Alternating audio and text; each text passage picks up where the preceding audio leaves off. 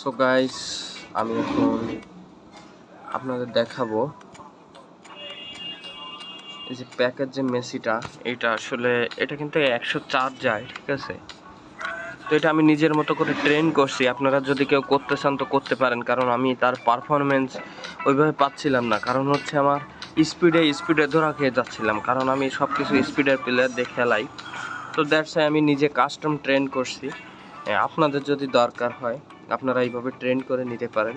এখন আমি আপনাদের দেখাই প্লেয়ার প্রোগ্রেশনে ঢুকে। তো আপনারা ঠিক এইভাবে করবেন, এখানে সব কিছু দেখে দেখে স্ক্রিনশট নিয়ে এইভাবে করবেন। তো এতে করে আমি আপনাদের দেখাই যে মেসির ভিতরে কি কি চেঞ্জ আসলো। তো এটা কিন্তু 104 হয় বেসিক্যালি, তো কাস্টম ট্রেনের জন্য 102।